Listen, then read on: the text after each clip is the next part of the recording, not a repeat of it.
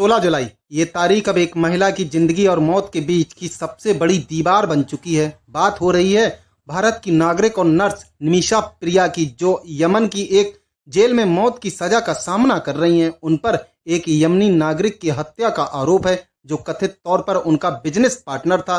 अब जब फांसी की तारीख सिर पर आ चुकी है, एक बार फिर से सवाल उठने लगे हैं, क्या भारत सरकार अपनी नागरिक की जान बचाने के लिए कोई अंतिम प्रयास कर पाएगी, या फिर ये मामला कूटनीति, असहजता और अंतर्राष्ट्रीय रिश्तों की सीमाओं के बीच दबकर रह जाएगा।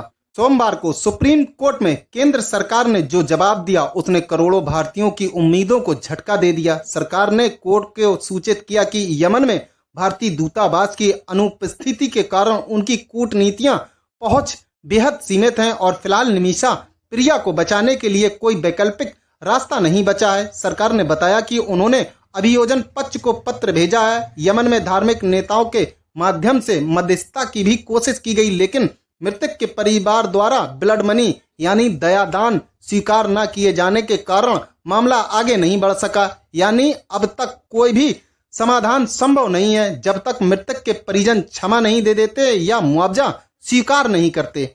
इसी निराशा भरे माहौल में एक छोटी सी आशा की किरण दिखाई दी है। भारत के प्रमुख इस्लामिक विद्वान ग्रैंड मुफ्ती कंठपुरम एपी अबू बकर मुस्लियार ने यमन के प्रभावशाली धार्मिक नेता शेख हबीब उमर से संपर्क साधा है। शेख हबीब यमन में बेहद सम्मानित सूफी विद्वान माने जाते हैं और उनके कहे का असर प्रशासन और समुदाय दोनों पर होता है।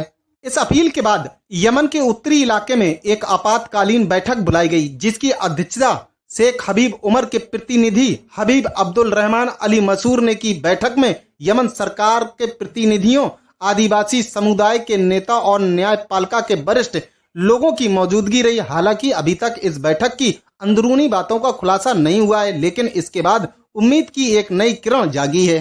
भारतीय सुप्रीम कोर्ट भी इस मामले में पूरी तरह गंभीर है। कोर्ट ने केंद्र सरकार को निर्देश दिया है कि वह इस पूरे घटनाक्रम की एक स्टेटस रिपोर्ट अदालत में पेश करे। इस रिपोर्ट में यह भी स्पष्ट करना होगा कि अब तक भारत सरकार ने क्या क्या प्रयास किए और आगे की रणनीति क्या हो सकती है। ये पहली बार नहीं है जब भारत के नागरिकों को विदेशों में कानूनी जटिलता का सामना करना पड़ रहा हो, लेकिन ये मामला इसलिए अधिक संवेदनशील बन गया क्योंकि इसमें एक महिला की जान दांव पर है और देश की न्यायिक व्यवस्था भी इस पर नजर बनाए हुए है। केरल के पल्लक्कड़ जिले के कोले घोड़े की निवासी निमिषा प्रिया 2008 में बेहतर भविष्य की तलाश में यमन गई थी। वहां उन्होंने बतौर नर्स काम करना शुरू किया और धीरे धीरे स्थानीय स्तर पर एक बिजनेस भी खड़ा किया। इसी बिजनेस में उनका एक यमनी व्यक्ति से साझेदारी का रिश्ता बना, जो आगे चलकर उनकी जिंदगी का सबसे बड़ा दुख बन गया।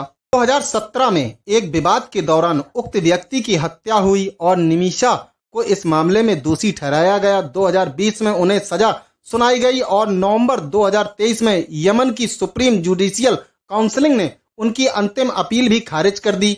अब 16 जुलाई 2025 को उन्हें फांसी दी जानी है। अब जब 16 जुलाई में केवल कुछ घंटे ही शेष हैं, भारत और यमन के बीच धर्म, न्याय, कूटनीति और इंसानियत की सबसे कठिन परीक्षा चल रही है। क्या धार्मिक हस्तक्षेप और सामाजिक संवाद किसी की जान बचा पाएंगे, या फिर ये मामला भी एक ऐसी दुखद कहानी बनकर रह जाएगा जिसे हम सिर्फ याद कर पाएंगे। ये केवल एक कानूनी मामला नहीं है, ये इंसानियत की भी परीक्षा है। आप इस पूरी घटनाक्रम में क्या सोचते हैं? अपनी राय हमें कमेंट पर जरूर बताएं।